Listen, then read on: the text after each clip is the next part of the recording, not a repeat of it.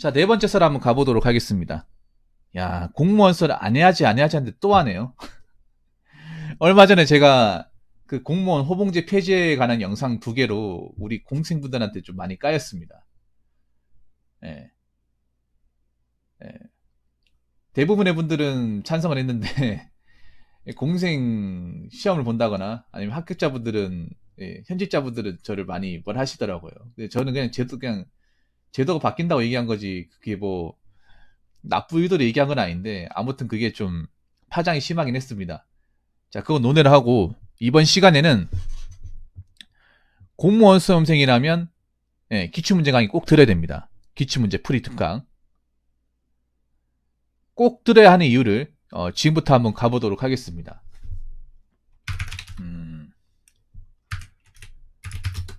요즘은 학원가에서 이제 시험을 치면 그날 바로 기출문제 해서 특강을 바로 진행합니다. 얼마 전 저번 주 토요일 날 이제 경찰 공무원 순경 채용 시험이 치러졌습니다. 1차. 저번 주 토요일 날 이제 10시, 보통 경찰 공무원 시험이 10시에 시험을 봐가지고 11시 40분에 끝납니다. 그러면 이제 1시나 2시쯤에, 사이버 경찰청에서 기출문제 원본하고 가다반이 올라와요. 강사분이 이제 그걸 이제 프린트 해가지고 찾아보겠죠.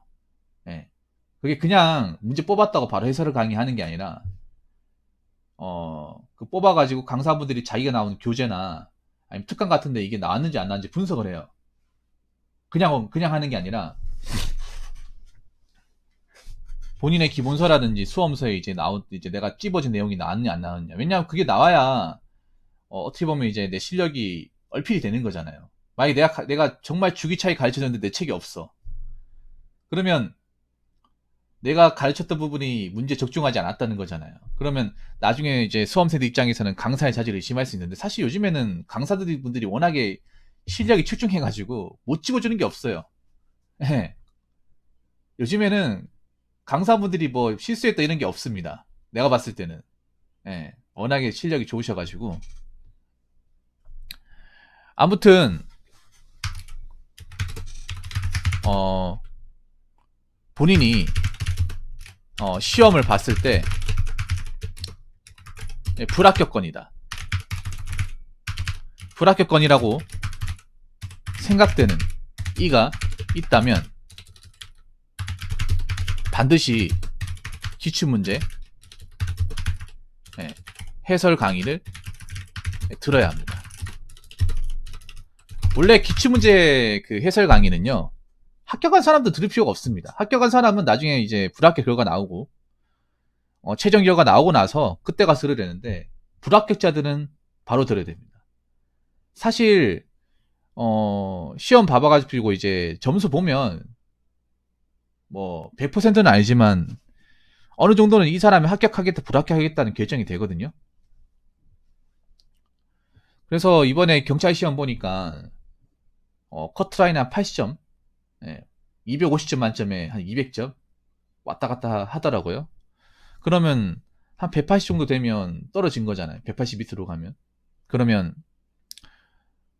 뭐 좀 결과는 아시지만 거기서 끝낼 게 아니라 내가 어느 분야에 실수를 했는지 이 기출문제가 어디서 나왔는지 해설 강의 들어야 될 거 아니에요.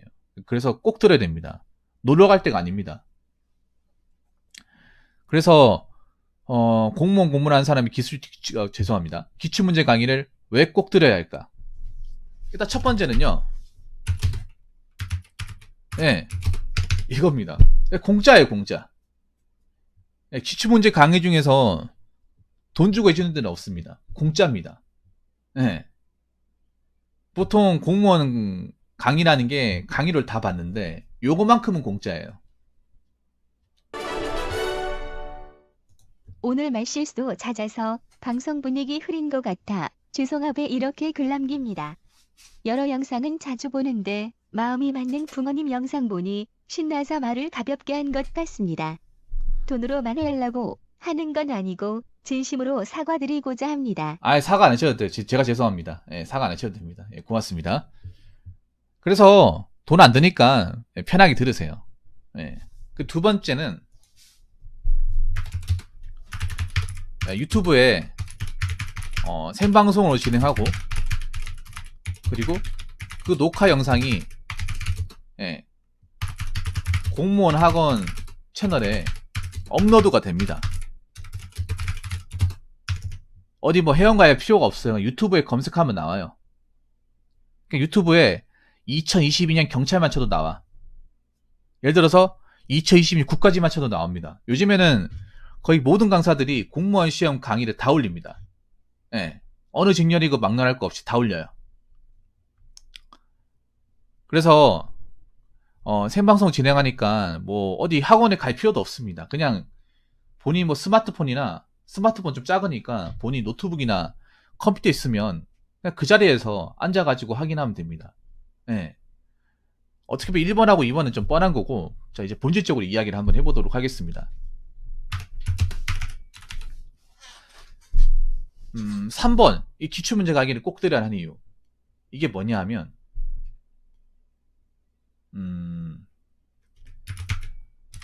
기출문제 강의에서 강의를 해주는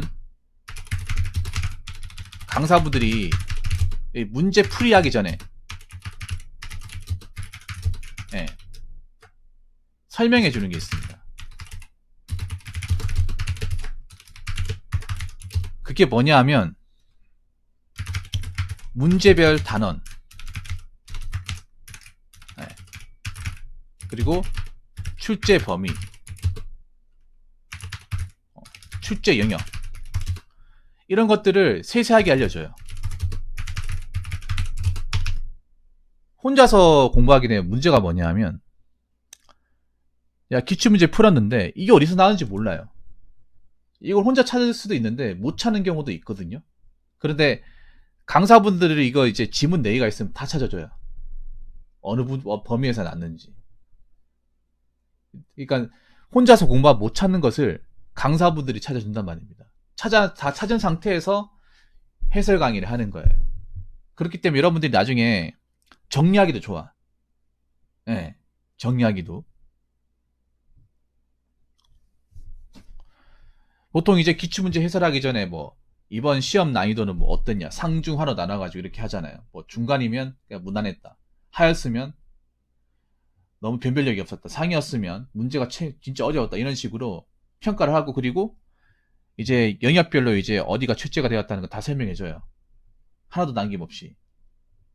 이게 뭐가 좋냐 하면 내가 이제 공부하다가 이제 놓친 부분이 있잖아. 어느 영역이 나왔는지를 파악을 할 수 있어. 독학을 하게 되는 단점이 그거예요. 내가 공부를 열심히 하는데 어떤 영역이 어떤 출제 범위가 시험에 나온지를 사실 명확하게 파악하기가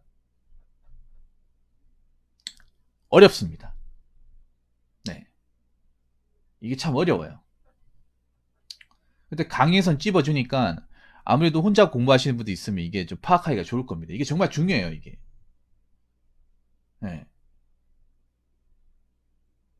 저는 그게 중요하거든요. 기출문제 파악하는 게 뭐예요? 시험에 나오는 자리, 시험에 나오는 영역, 이런 것들을 좀 파악을 할 수 있는 거. 왜냐? 어떤 시험이건 간에 거의 기출된 영역권 범위 내에서 출제가 된단 말이죠. 유형만 좀 바꿔가지고.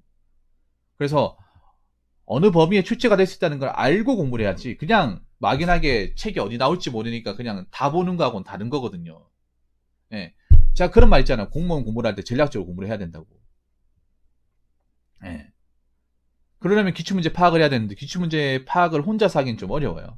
어렵기 때문에 이런 강의 같은 거 봐가지고 어느 범위에서 출제가 됐고 어디에 나왔던 지문인지 파악할 수 있습니다.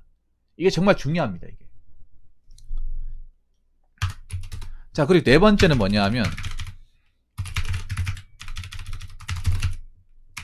각 기출문제가 기본서 어느 범위에 나왔는지를 하나도 남김없이 파악할 수 있습니다. 이게 정말 중요합니다. 3번하고 4번. 이거는 공무원 수험생이면 사실 제가 하는 말에 이 제기를 못할 겁니다. 기출문제가 중요한 게 기출문제 보통 20문제라고 하면 박스형까지 하면 지문이 한 80, 한 4, 5개 되거든요. 예, 경찰은 박스형 문제가 있으니까. 근데 그 이 지문들이 어디서 어느 지문에 나왔는지를 사실 수험생들이 찾을 수도 있는데 이거 일일이 찾기가 좀 어려워요. 예. 강사분들이 이제 해설 강의하기 전에 자기들이 이제 책으로 다 일일이 맞춰보거든요, 이거를. 맞춰봐가지고 어느 책 몇 페이지에 나왔다. 몇 페이지에 나왔다. 이런 거 다 설명해줘요. 왜 예전에 그 장난 기억하십니까? 그 전환기쌤 그 2017년 2차 한국사 그 강의도 이렇게 나왔잖아. 응? 거기도 보면 전환기쌤이 이렇게 적어주고 답 적어놓고 옆에 보시면 빨간색 분필로 P라고 해가지고 P25, 16 적어주잖아요. 그 왜 적어주겠어요? 그 안에 나왔은 거기 때문에 맞춰보면 된다는 거죠. 한번 나왔는 거기 때문에 다음에도 이렇게 또 나올 수 있다는 이 범위 안에서 다른 이제 지문을 섞어가지고 새로운 문제로 또 나올 수 있는 거예요. 알고 공부하라는 거죠. 이렇게 우리 시험이 반영이 된다는 것을. 알고 공부하는 거하고 이 모르고 공부하는 거는 굉장히 다른 겁니다. 예.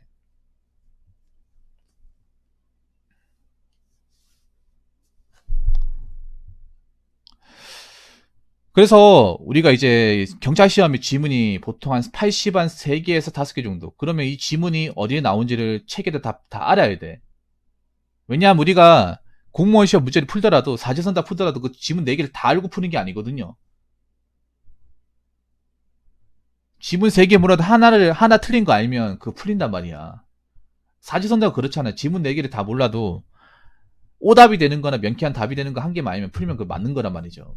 그런데 정리를 할 때 하나 맞았다고 나머지 3개 모르는데 그걸 건너뛸 수 없잖아요. 그 지문들을 다 찾아봐야 돼. 하나도 남김없이. 저는 예전에 시험 떨어졌을 때 그걸 다 찾아봤어요. 귀찮은데 다 찾아봤어. 예. 나왔는지 안 나왔는지. 없으면 적고 그랬습니다. 그래서 기출문제 풀이 특강 할 때 강사분들이 만약에 자기 기본서가 있으면 어느 단원에 몇 페이지에 출제가 됐다.